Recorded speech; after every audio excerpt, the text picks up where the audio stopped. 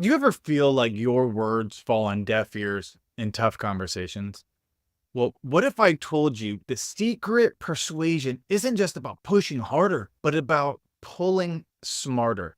Today, I'm going to share 5 masterful communication tips inspired by Robert Greene's The Laws of Human Nature that will revolutionize how you influence other people. Tip number 1: transform yourself into a deep listener. Instead of focusing on your own thoughts, make the other person the star of the show.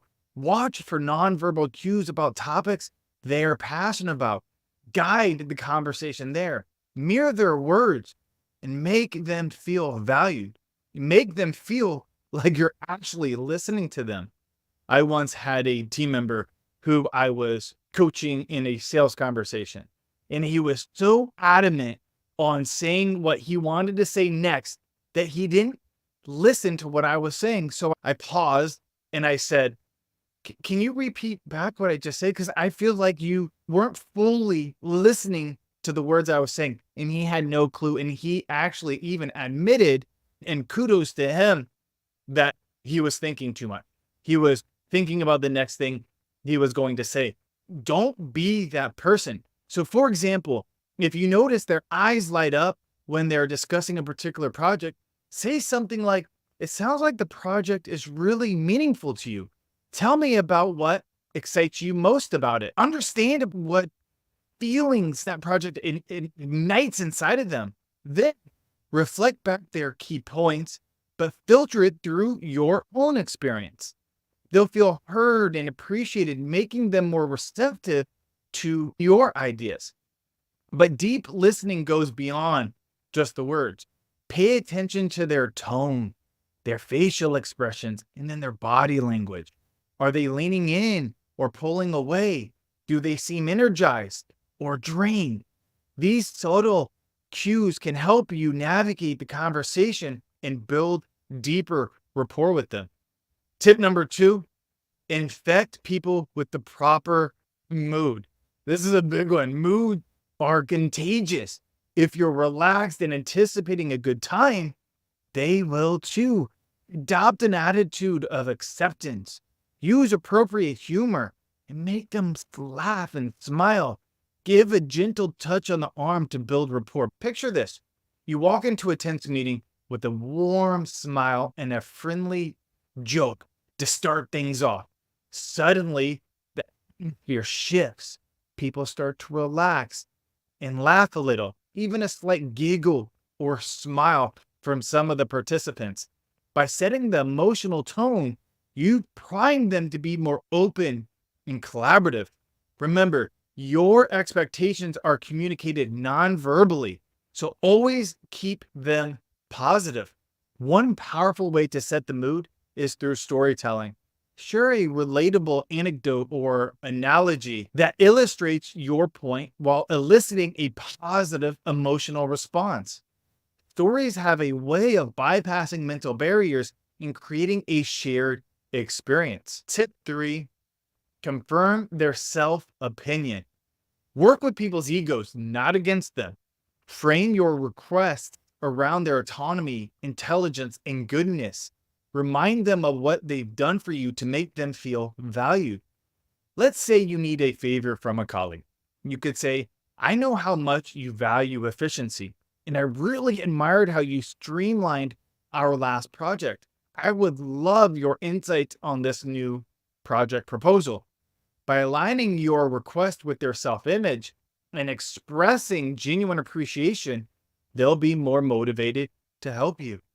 Take this a step further by giving them autonomy in the process. Instead of dictating the solution, ask for their ideas and incorporate their feedback. They'll feel ownership over the outcome and be more invested in its success. Tip 4: allay their insecurities. Identify insecurities and praise those very qualities. Focus on effort, not talent. Mix in constructive feedback and be sincere. Create an environment where people feel secure and open to ideas. Maybe you have a team member who's hesitant to share ideas. Maybe you just hired them, they're new, or maybe they're conflict averse or introverted, whatever it might be. In your next one-on-one, try saying, I've noticed how thoughtful you are in meetings. I really appreciate the way you take time to consider all angles before speaking up. I would love to hear more of your perspective more often. Can you voice some of your ideas in the next meeting? By validating their process and effort, you build their confidence to contribute. Another way to allay insecurities is by being vulnerable yourself. Share a time when you struggled with a similar challenge or felt unsure about speaking up. This creates a sense of relatability and psychological safety. Tip 5, use people's resistance and stubbornness to your advantage. And this will be the most challenging when you're dealing with egos and resistance and stubbornness. It's hard, but channel emotions in the right way. Mirror their language and perhaps agree with them so much they even question their own ideas and stubbornness. The goal is a win-win, not winning an argument. Imagine a client pushes back on a proposal. Rather than getting defensive, say, I absolutely agree that we need to address those concerns. In fact, I think this plan does that in these few key ways. Then walk them through how the proposal aligns with their priorities using their own words. For my sales team, I'm always reminding them is use the words of our prospects and our clients. If they're speaking about X and you're bringing up Y, there's a massive disconnect. So use their word, and by leaning into their resistance and reframing it, you guide them to see it from a new angle. Resistance often stems from underlying fears or unmet needs. Seek to understand these deeper motivations and address them head on. You might say, it sounds like you're worried about the timeline. Let's talk through some ways we could phase the rollout to mitigate those risks that you're concerned about. By acknowledging their concerns, you demonstrate empathy and build trust. Mastering these persuasion techniques takes practice, but you'll soon find yourself navigating tough conversations like a pro. Even if you're introverted, even if you're conflict averse, these tips work. Use these communication tips to transform just from another voice to an influential B2B leader. Remember, persuasion is about understanding human nature and creating a win-win outcome. It's not about manipulation or coercion, but rather about building authentic relationships, earning trust, and aligning goals.